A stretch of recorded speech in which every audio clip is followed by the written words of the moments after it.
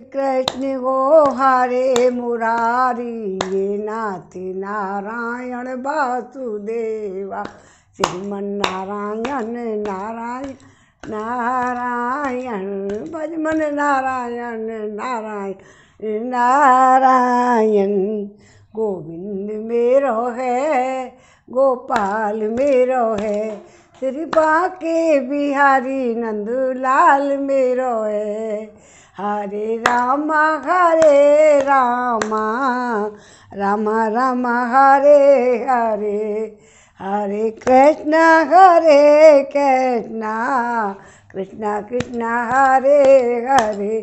कौलिंगे खबरिया रे राम जी के चरणन में मन हो जा दीवाना रे राम जी के चरणन में।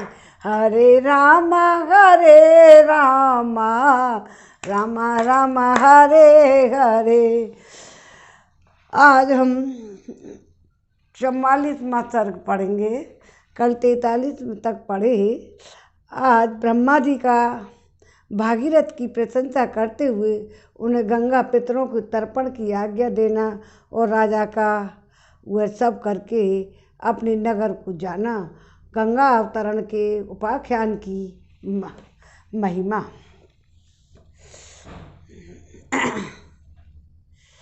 राजा का यह सब करके अपने नगर को जाना और गंगा अवतरण के उपाख्यान की महिमा। ते गत्वा सागरं राजा गंगया गतस्तदा प्रवेशं तलं भूभरत्यं त्रिभस्य साकृत्या भस्ममन्यथा प्लवते राम गंगाया सलिलेन वै।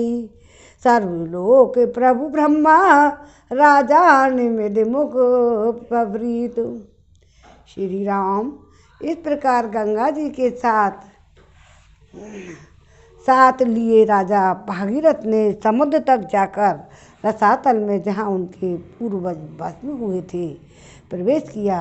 वह भस्म राशि गंगा जी के जल से आप्लावित हो गई।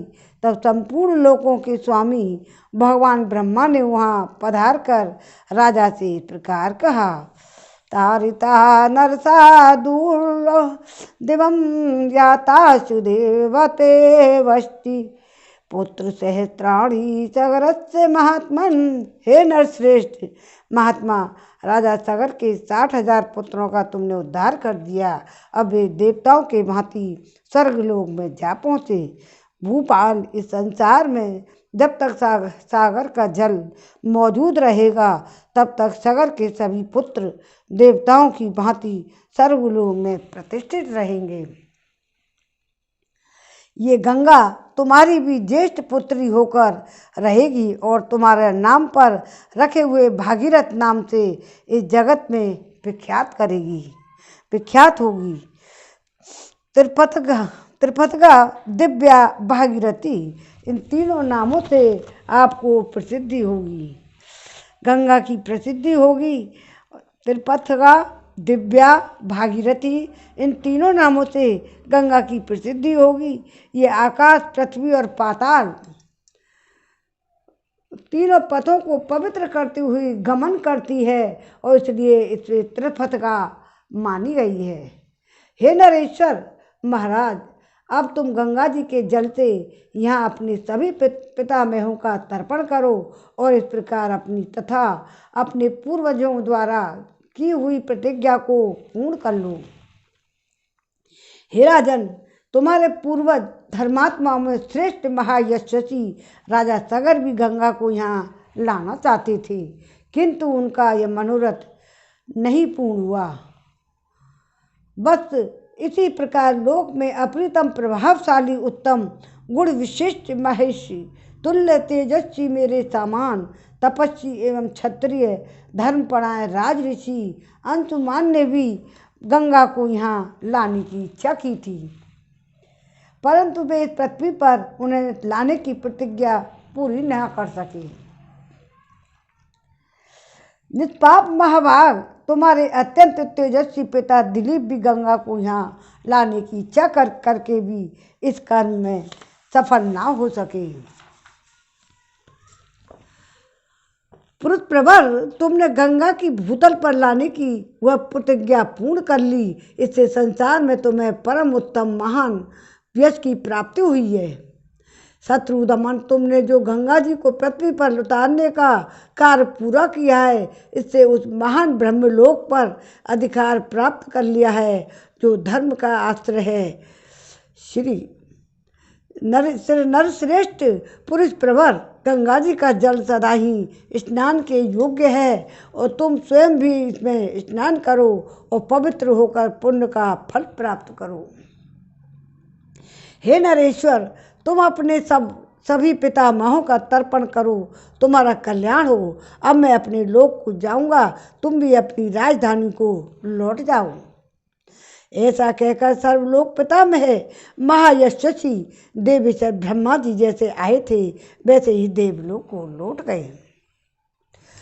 भागीरथ स्तु राजर्षि कृत्या सलिलमुत्तमम् यथा कर्मं यथा न्याय सागराणाम महायसा कृतोदकः शुचि राजा स्वर्गपुरम प्रवेशम है समृद्धार्थो नरश्रेष्ठ स्वचारम प्रशासास है। हे नरश्रेष्ठ महायशस्वी राजऋषि राजा भागीरथ भी गंगा जी के उत्तम जल से क्रम से सभी सागर पुत्रों का विधिवत तर्पण करके पवित्र हो अपने नगर को चले गए। इस प्रकार सफल मनोरथ होकर वे अपने राज्य का शासन करने लगे। हे रघुनंदन, अपने राजा को पुनः सामने पाकर प्रजावर को बड़ी प्रसन्नता हुई। सबका शोक जाता रहा, सबके मनोरथ पूर्ण हुए, चिंता दूर हो गई। हे श्री राम, यह गंगा कथा मैंने तुम्हें विस्तार से तथा का साथ कह सुनाई है। तुम्हारा कल्याण हो। अब जाओ, मंगल में संध्या बंधन आदि का संपादन करो और देखो संध्या काल बीता जा रहा है। यह गंगा अवतरण का मंगल में उपाख्यान आयु बढ़ाने वाला है, धन यश आयु पुत्र और स्वर्ग की प्राप्ति कराने वाला है, जो ब्राह्मण और क्षत्रियों और दूसरे वर्ण के लोगों को भी यह कथा सुनाता है।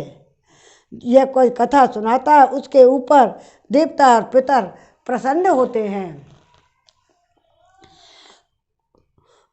ककुत्सतु कुलभूषण जो इसका श्रवण करता है वह संपूर्ण कामनाओं को प्राप्त कर लेता है। उसके सारे पाप नष्ट हो जाते हैं और आयु की वृद्धि और कीर्ति का विस्तार होता है। संभाली सर्ग में विराम हो गया है।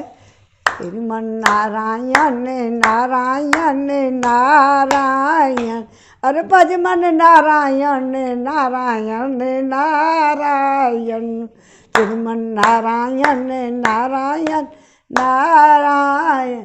जो कुछ भी होता है भगवान नारायण के ही वशीभूत होता है। जो भी हम करता धरता हम कुछ नहीं है, सब भगवान की ही माया है, सब नारायण की माया है। नारायण हरि अपने आप ही अपने आप जन्म लेते हैं, अवतरित होते हैं और अपना अब जहाँ काम होता है वहाँ जन्म लेते हैं, चाहे द्वापर युग हो या त्रेता, कोई सा भी युग हो।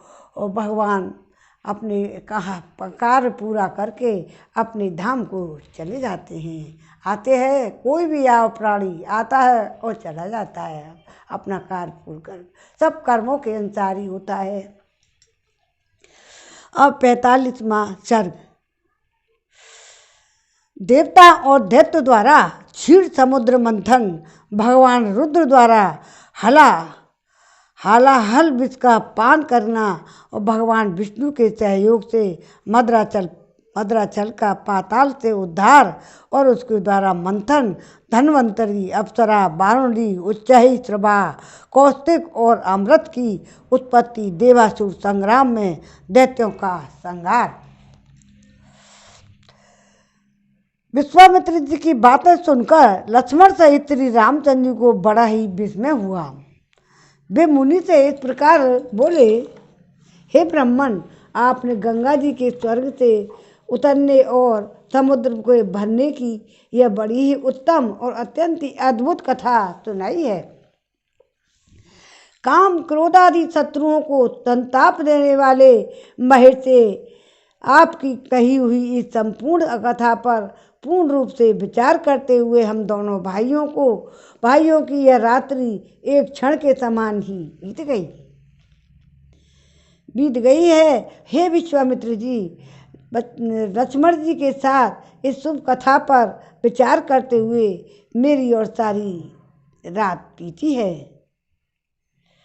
तत्पश्चात निर्मल प्रभात काल उपस्थित होने पर तपोधन विश्वामित्र जी जब नित्य कर्म से निवृत्त हो चुके, तब शत्रु दमन श्री रामचंद्र जी ने उन्हें उनके पास जाकर कहा, गता भगवती रात्रि श्रोतव्यम परमम श्रुतम तराम सरितां श्रेष्ठ पुण्याम तिरुपत गंगा नदी। मुनि, यह पूजनीय रात्रि चली गई, सुनने योग्य सर्वोत्तम कथा मैंने सुन ली। अब हम लोग सरिताओं में श्रेष्ठ पुण्य सलीला तिरुपत गामिनी नदी गंगा जी के उस पार चलें।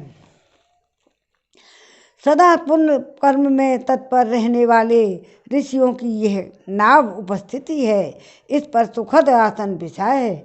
आप परम पूजनीय महिषी को यहाँ उपस्थित जानकर ऋषियों की भेजी हुई यह नाव बड़ी तीव्र गति से यहाँ आई है। महात्मा रघुनंदन का यह वचन सुनकर विश्वामित्र जी ने पहले तो ऋषियों सहित श्री राम लक्ष्मण को पार कराया। तत्पश्चात स्वयं भी उत्तर तट पर पहुंचकर उन्होंने यहाँ रहने वाले ऋषियों का सत्कार किया। फिर सब लोग गंगा जी के किनारे ठहर कर विशाला नामक पुरी की शोभा देखने लगे। तदंतर श्री राम लक्ष्मण के साथ मुनिवर विश्वामित्र जी तुरंत उस दिव्य और रमणीय नगरी विशाला की ओर चल दिए, जो अपनी सुंदर शोभा से स्वर्ग के समान जान पड़ती थी। उस समय परम बुद्धिमान श्री राम ने हाथ जोड़कर उस उत्तम विशालापुरी के विषय में महामुनि विश्वामित्र जी से पूछा, हे महामुनि, आपका कल्याण हो। मैं यह सुनना चाहता हूँ कि विशाला में कौन सा राजवंश राज्य कर रहा है। इसके लिए मुझे बड़ी उत्कंठा है। श्री राम का यह वचन सुनकर मुनि श्रेष्ठ विश्वामित्र जी विशालापुरी के प्राचीन इतिहास का वर्णन आरंभ किया। श्रुताम राम का कस्य कथाम कथयते श्रुताम अस्मन् देशे यदि व्रतम शृणु तत्वेन राघव। हे रघुकुल नंदन श्री राम, मैंने इंद्र के मुख से विशालापुरी के वैभव का प्रतिपादन करने वाली जो कथा सुनी है, उसे मैं बता रहा हूँ।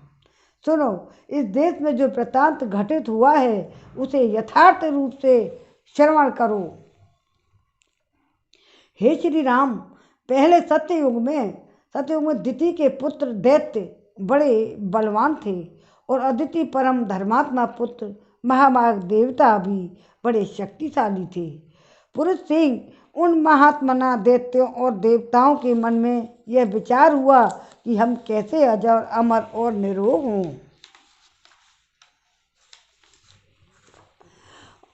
इस प्रकार चिंतन करते हुए विचारशील देवता और दैत्यों की बुद्धि में यह बात आई कि हम लोग यदि श्री क्षीर सागर का मंथन करेंगे तो उसमें निश्चय ही अमृत में रस प्राप्त कर लेंगे। समुद्र मंथन का विषय करके उन अमित तेजस्वी देवताओं और दैत्यों ने वासुकी नाग को रस्सी और मदराचल को मथानी बनाकर क्षीर सागर को मथना आरंभ किया।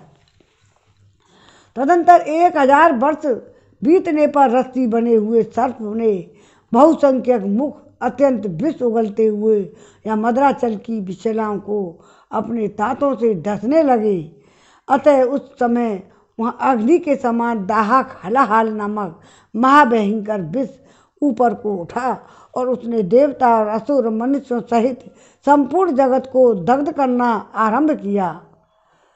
यह देखकर देवता लोग शरणार्थी होकर सबका कल्याण करने वाले महान देवता पशुपति रुद्र की शरण में गए और त्राही त्राही पुकारने लगाकर उनकी स्तुति करने लगे। ए वस्त मोक्ते ततो देवर देव वेदेश्वर प्रभु प्रादुराशीत ततो शिवे प्रवे शंख चक्र धरो हरि। देवताओं के इस प्रकार पुकारने पर देवेश्वर भगवान शिव वहाँ प्रकट हुए। फिर वह शंख चक्रधारी भगवान श्री हरि भी वहाँ उपस्थित हो गए। श्री हरि ने त्रिशूलधारी भगवान रुद्र से मुस्कुराकर कहा, हे श्रेष्ठ देवताओं के समुद्र मंथन करने पर जो वस्तु सबसे पहले प्राप्त हुई है वह आपका भाग है, क्योंकि आप सब देवताओं में अग्रगण्य हैं। हे प्रभु, अग्र पूजा के रूप में प्राप्त हुए इस विष को आप यहाँ खड़े होकर ग्रहण करें। ऐसा कहकर देव शिरोमणि विष्णु वहीं अंतर्धान हो गए।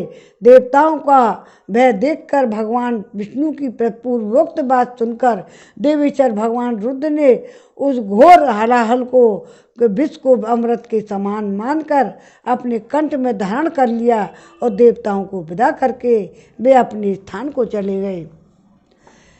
ततो देवास्त्रा सर्वे ममन्तु रघुनंदन प्रवेशात् पातालम मतानम पर्वतोत्तम। हे रघुनंदन, तत्पश्चात देवता असुर सब मिलकर श्री सागर का मंथन करने लगे। उस समय मथानी बना हुआ पर्वत मंदर पाताल में घुस गया। तब देवता और गंधर्व भगवान मधुसूदन की स्तुति करने लगे। महाभाव, आप ही संपूर्ण प्राणियों की गति हैं, विशेषतः देवताओं के अवलंबन तो आप ही हैं। आप हमारी रक्षा करें, इस पर्वत को उठावें। यह सुनकर भगवान ऋषिकेश ने कच्छप का रूप धारण कर लिया। ऋषिकेश ने उस पर्वत को अपनी पीठ पर रखकर श्री हरि वही समुद्र के भीतर सो गए। फिर विश्वात्मा पुरुषोत्तम भगवान केशव उस पर्वत शिखर को हाथ से पकड़कर देवताओं के बीच में खड़े हो स्वयं भी समुद्र का मंथन करने लगे। तदंतर 1000 वर्ष बीतने पर उस क्षीर सागर से एक आयुर्वेद में धर्मात्मा पुरुष प्रकट हुआ, जिनके एक हाथ में दंड और दूसरे हाथ में कमंडल था। उनका नाम धन्वंतरी था। उनके प्राकट्य के बाद सागर से सुंदर कांति वाली बहुत सी अप्सराएं प्रकट हुई। हे नरश्रेष्ठ, मंथन करने से ही आप जल में उसमें रस से वे सुंदर स्त्रियां उत्पन्न हुई थी, इसलिए अप्सरा कहलाई। काकुत्स्थित उस सुंदर कांति वाली अप्सराओं की संख्या 60 करोड़ थी और उनकी परिचारिका भी थी। उन अप्सराओं को समस्त देवता दानव कोई भी अपनी पत्नी रूप में ग्रहण न कर सके, इसलिए वे सामान्य मानी गईं। रघुनंदन, तदंतर वरुण की कन्या वारुणी, जो सुरा के अभिमानिनी देवी थी, प्रकट हुई और अपने को स्वीकार करने वाले पुरुष को खोज करने लगी। हे वीर श्री राम, दैत्यों ने उस वरुण कन्या सुरा को नहीं ग्रहण किया, परंतु अदिति के पुत्रों ने इस अनिंद सुंदरी को ग्रहण कर लिया। सुरा से रहित होने के कारण ये दैत्य असुर और कहलाए। सुरा सेवन करने के कारण अदिति के पुत्रों की सुर संज्ञा हुई। वारुणी को ग्रहण करने से देवता लोग हर्ष से उत्फुल्ल होकर आनंद मग्न हो गए। हे नरश्रेष्ठ, तदंतर घोड़ों में उत्तम उच्च श्रवा मणिराज कौस्तुभ तथा परम उत्तम अमृत का प्राकट्य हुआ। श्री राम, उस समय अमृत के लिए देवताओं और असुरों में कुल का महान संहार हुआ। अदिति के पुत्र दिति के पुत्रों के साथ युद्ध करने लगे। समस्त असुर राक्षसों के साथ मिलकर एक हो गए। वीर देवताओं के साथ उनका महाघोर संग्राम होने लगा, जो तीनों लोकों में मोह में डालने वाला था।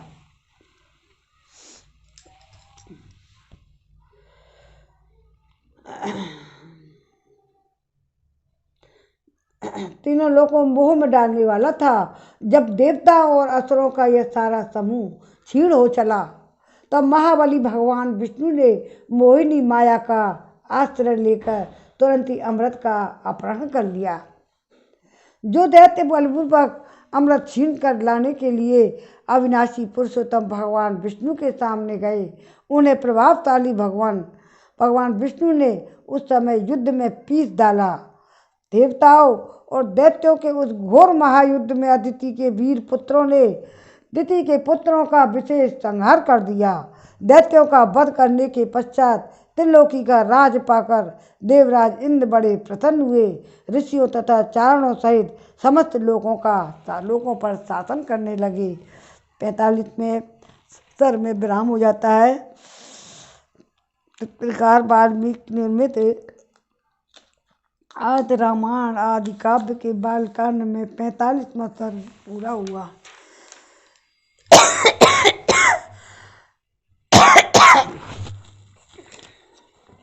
और 46वां सर्ग, इसमें पुत्रवध से दुखी दिति का कच्छप, जिसे इंद्रहंता पुत्र की प्राप्ति के उद्देश्य से तप के लिए आज्ञा लेकर कुछ प्लव में तप करना और इंद्र द्वारा उनकी परिचर्या तथा उनकी अपवित्र अवस्था में पाकर इंद्र का उनके घर में 7 टुकड़े कर डालना।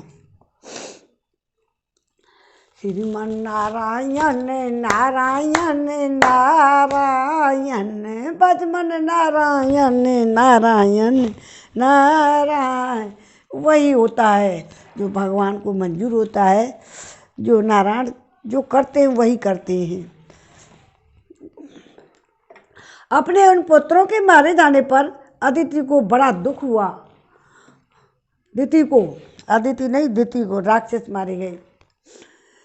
अपने उन पुत्रों को मारे जाने पर दिति को बड़ा दुख हुआ। वे अपने पति मरीच नंदन कच्छप के पास जाकर बोली, भगवान, आपके महाबली पुत्र देवताओं ने मेरे पुत्रों को मार डाला है, अतः मैं दीर्घकाल की तपस्या में उपार्जित एक पुत्र चाहती हूँ, जो इंद्र का वध करने में समर्थ हो। मैं तपस्या करूँगी, आप इसके लिए मुझे आज्ञा दें और मेरे घर में ऐसा पुत्र प्रदान करें जो सब कुछ करने में समर्थ तथा इंद्र का वध करने वाला हो। उसकी बात सुनकर महातेजस्वी मरीचन नंदन कश्यप ने उसे परम दुखनी दिति को इस प्रकार उत्तर दिया, ए भवतु भद्रम ते सुचर भर तय तपोधने जैनश्च से पुत्रम तेन शक्र हंतार। हरे तपोधन्य, ऐसा ही हो, तुम शौचाचार का पालन करो, तुम्हारा भला हो। तुम ऐसे पुत्र को जन्म दोगी जो युद्ध में इंद्र को मार सके। यदि वे पूरे 1 सहस्त्र वर्षों तक पवित्रता पूर्वक रह सकोगी तो तुम मुझसे त्रिलोकीनाथ इंद्र का वध करने में समर्थ पुत्र प्राप्त कर लोगी। ऐसा कहकर महातेजस्वी कश्यप ने दिति के शरीर पर हाथ फेरा, फिर उनका स्पर्श करके कहा, तुम्हारा कल्याण हो। ऐसा कहकर तपस्या के लिए चले गए। नरश्रेष्ठ उनके चले जाने पर दिति अत्यंत ही हर्ष और उत्साह में भरकर कुशप्लव नामक तपोवन में आई और अत्यंत कठोर तपस्या करने लगी। पुरुष प्रवर श्री राम दिति की तपस्या करते समय सहस्त्रलोचन इंद्र विनय और आदि उत्तम गुणों संपत्ति से युक्त हों उनकी सेवा करने लगे, टहल करने लगे। सहस्त्राक्ष इंद्र अपनी मौसी दिति के लिए अग्नि, कुशा, काष्ठ, जल फल मूल और अन्यान्य अभिलाषित वस्तुओं को लाला कर देते थे। इंद्र मौसी की शारीरिक सेवाएं करते और उनके पैर दबाकर उनकी थकावट मिटाते। ऐसी ही उन अन्य आवश्यक सेवाओं द्वारा वे हर समय दिति की परिचर्या करते थे। श्री रघुनंदन, इस सहस्त्र वर्ष पूर्ण होने पर कुल 10 वर्ष बाकी रह गए। तब एक दिन दिति ने अत्यंत हर्ष में भरकर सहस्त्र लोचन इंद्र से कहा, बलवानों में श्रेष्ठ वीर, अब मेरी तपस्या के केवल 10 वर्ष और शेष रह गए हैं। तुम्हारा भला हो। 10 वर्ष बाद अब तुम अपने होने वाले भाई को देख सकोगे। बेटा, मैंने तुम्हारे पिता विनाश के लिए जिस पुत्र की याचना की थी, वह जब तुम्हें जीतने के लिए उत्सुक होगा, उस समय मैं उसे शांत कर दूंगी। तुम्हारे प्रति उस बैर भाव से रहित भ्रातृ स्नेह से युक्त बना दूंगी। फिर तुम उसके साथ रहकर उसी के द्वारा की हुई त्रिभुवन विजय का सुख निश्चिंत होकर भोगना। सुरश्रेष्ठ, मेरे प्रार्थना करने पर तुम्हारे महात्मा पिता ने 1000 वर्ष के बाद पुत्र होने का मुझे वर दिया है। ऐसा कहकर दिति नींद से अचेत हो गई। उस समय सूर्यदेव आकाश के मध्य भाग में आ गए। दोपहर का समय हो गया। देवी दिति आसन पर बैठी बैठी झपकी लेने लगी। सिर झुक गया, केस पैरों में से आध जा लगे। इस प्रकार निद्रा अवस्था में उन्होंने पैरों को सिर से लगा लिया। उन्होंने अपने केसों को पैरों पर डाल रखा था। सिर को टिकाने के लिए दोनों पैरों को ही आधार बना दिया था। यह देखकर दिति को अपवित्र हुई जान इंद्र हंसे और बड़े प्रसन्न हुए। श्री राम फिर तो सतत सावधान रहने वाले इंद्र माता दिति के उदर में प्रविष्ट हो गए और उसमें स्थित हुए गर्भ के उन्हीं 7 टुकड़े कर डाले। श्री राम उनके द्वारा 100 वर्षों वाले वज्र से विदीर्ण किए जाते समय वह गर्भस्थ बालक जोर जोर से रोने लगा। इससे दिति की निद्रा टूट गई। वे जाग कर उठ बैठी। तब इंद्र ने उस रोते हुए गर्भ से कहा, भाई मत रो। परंतु महातेजस्वी इंद्र ने रोते रहने पर भी उसे गर्भ के टुकड़े ही कर डाले। उस समय दिति ने कहा, इंद्र, बच्चे को न मारो। माता के वचन का गौरव मानकर इंद्र सहसा उधर से निकल आए।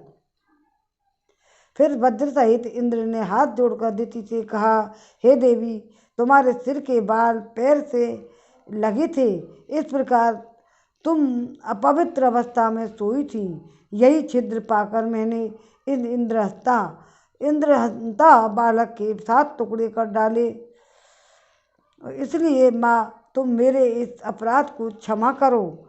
और 40वें अध्याय सर्ग में विराम हो गया है।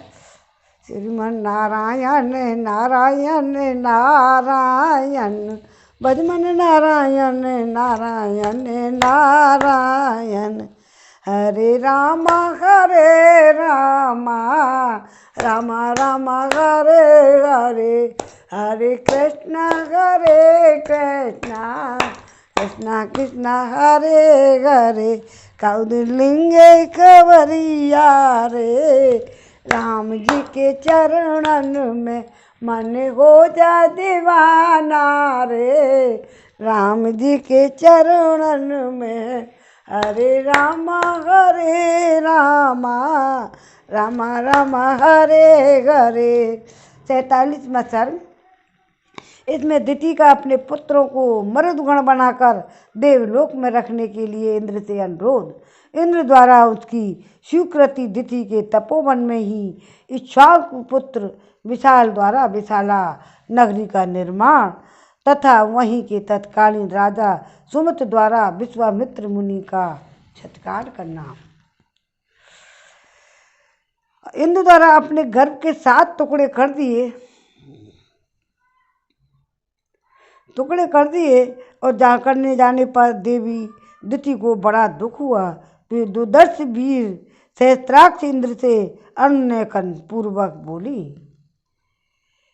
देवेश बलसुधन मेरे ही अपराध से इस गर्भ के 7 टुकड़े हुए हैं, इसमें तुम्हारा कोई दोष नहीं है। इस गर्भ को नष्ट करने के निमित्त तुमने जो क्रूरतापूर्ण कर्म किया है वह तुम्हारे और मेरे लिए भी जिस तरह प्रिय हो जाए, जैसे ही उसका परिणाम तुम्हारे और मेरे लिए सुखद हो जाए, वैसा उपाय मैं करना चाहती हूँ। मेरे गर्भ के में वे 7 खंड 7 व्यक्ति होकर 7 मरुदगणों के स्थान का पालन करने वाले हो जाए। बेटा, ये मेरे दिव्य रूपधारी पुत्र मारुत नाम से प्रसिद्ध होकर आकाश में जो सुविख्यात 7 बात स्कंद है उनमें विचरण।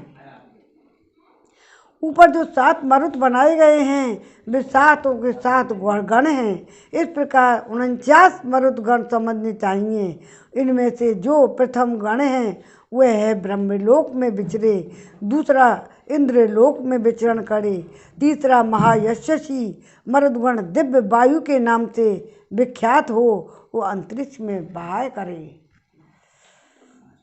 सुरश्रेष्ठ, तुम्हारा कल्याण हो। मेरे शेष 4 पुत्रों के गण तुम्हारी आज्ञा से समय अनुसार संपूर्ण दिशाओं में संचार करेंगे। तुम्हारे ही रखे हुए नाम से तुमने जो भी मरुद और कहकर उन्हें रोने से मना किया था, उसी माँ रुद्र इस वाक्य से तब वे सब के सब मारुत कहलाएंगे। मारुत नाम से ही उनकी प्रसिद्धि होगी। तिथि का यह वचन सुनकर बल दैत्य को मारने वाले सहस्त्राक्ष इंद्र ने हाथ जोड़कर यह बात कही, हे माँ, तुम्हारा कल्याण हो। तुमने जैसा कहा है वह सब वैसा ही होगा, इसमें संशय नहीं है। तुम्हारे ये पुत्र देवरूप होकर विचरेंगे।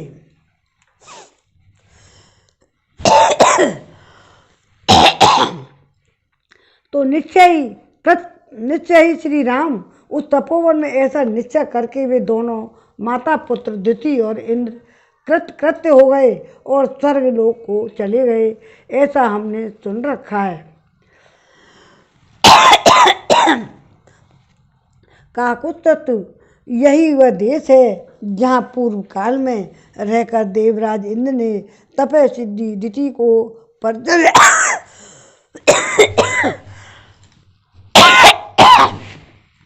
परिचर्या की थी। पुरुष सिंह पूर्व काल में महाराज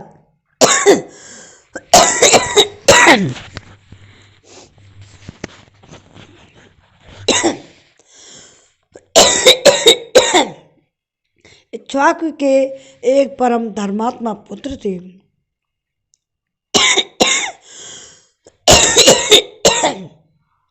जो विशाल नाम से प्रसिद्ध हुए। उनका जन्म अम्बलासुसा के गर्भ से हुआ था। उन्होंने इस स्थान का विशाला नाम की पुरी बसाई थी। श्री राम विशाल के पुत्र का नाम था हेमचंद, जो बड़े बलवान थे। हेमचंद्र के पुत्र सुचंद्र नाम से विख्यात हुए।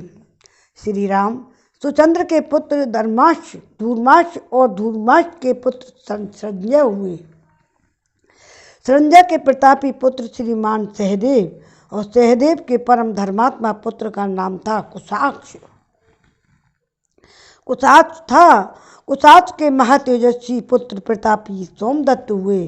सोमदत्त के पुत्र काकुत्स्थ नाम से विख्यात हुए।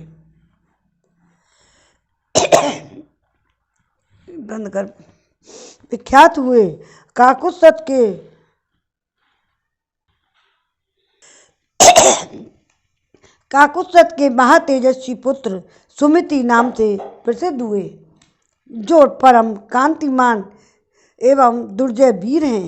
वे ही इस समय इस पुरी में निवास करते हैं। महाराज इक्ष्वाकु के प्रसाद से विशाल के सभी नरेश दीर्घायु और महात्मा पराक्रमी और परम धार्मिक ही होते आए हैं। हे नरश्रेष्ठ, आज एक रात हम लोग यहीं सुखपूर्वक शयन करेंगे। फिर कल प्रातःकाल यहाँ से चलकर तुम मिथिला में राजा जनक का दर्शन करेंगे। नरेशों में श्रेष्ठ महातेजस्वी महायशस्वी राजा सुमति विश्वामित्र जी को प्रेम के समीप आया हुआ देख सुनकर उनकी अगवानी के लिए स्वयं चले आए और अपने पुरोहित और बंधु बांधवों के साथ राजा ने विश्वामित्र जी की उत्तम पूजा करके हाथ जोड़कर उनका कुशल समाचार पूछा और उनके इस प्रकार कहा, मुने मैं धन्य हूँ, आपका मुझ पर बड़ा अनुग्रह है, क्योंकि आपने स्वयं मेरे राजा राज में पधार कर मुझे दर्शन दिया है। इस प्रकार इस समय मुझसे बढ़कर धन्य पुरुष कोई दूसरा नहीं है। 47वें सर्ग में विराम हो गया है। श्री राम राम हरे हरे, हरे राम हरे राम, हरे राम राम राम हरे हरे, हरे कृष्णा कृष्णा कृष्णा हरे हरे। अब 48 में और पढ़े तो चलो। जगत के कण कण में भगवान, जगत के कण कण में भगवान, वर्णन करते कभी न थकते, वर्णन करते कभी न थकते, जिसका वेद पुराण। जगत के कण कण में भगवान, जगत के कण कण में भगवान। विष्णु जी बसते मन में, बसे श्री लक्ष्मी जी धन में, राम जी सबके तन में, जानकी प्रभु कीर्तन में, राम जी सबके तन में, जानकी प्रभु कीर्तन में। जन जन के प्राणों में बसते, जन जन के प्राणों में बसते, पवन पुत्र हनुमान। जगत के कण कण में भगवान, जगत के कण कण में भगवान।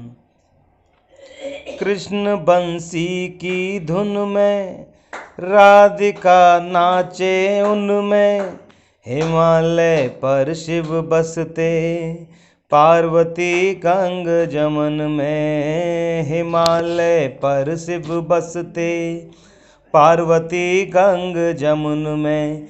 श्री गणेश जी बुद्धि बांटते, माता शारदा ज्ञान। जगत के कण कण में भगवान, जगत के कण कण में भगवान। भाग्य में बगे विधाता, सृष्टि के हैं निर्माता, जगत के संचालन में प्रमुख माँ दुर्गा माता। जगत के संचालन में प्रमुख माँ दुर्गा माता। अनुज और देवेंद्र पे प्रभु का, अनुज और देवेंद्र पे प्रभु का कोटि कोटि एहसान। जगत के कण कण में भगवान, जगत के कण कण में भगवान। आरती श्री रामायण जी की, कीरति कलित ललित सियपी की।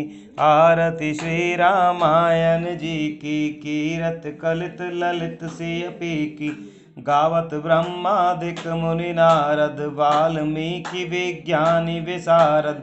शुक सनकादि शेष अरु शारद, वरनि पवन सुत कीरतनी की। आरती श्री रामायण जी की, संतन गावत शंभु भवानी। असुघट संभव मुनि विज्ञानी, व्यास आदि कवि पुंज बखानी। काग भुसंड गरुण के की। आरती श्री रामायण जी की, चारों वेद पुराण अष्टदश। छहों होण सत सब गंतन को रस।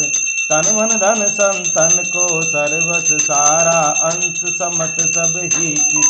आरती श्री रामायण जी की, कलिमल हरन विषय रस पी की सुभग श्रृंगार मुक्ति जुवती की हरन रोग भव भूरि अमी की तात मात सब विधि तुलसी की आरत श्री रामायण जी की कीरति कलित ललित सियपी की। बोल सियापति रामचंद्र की जय। बोलो भाई, कर की जय। जय।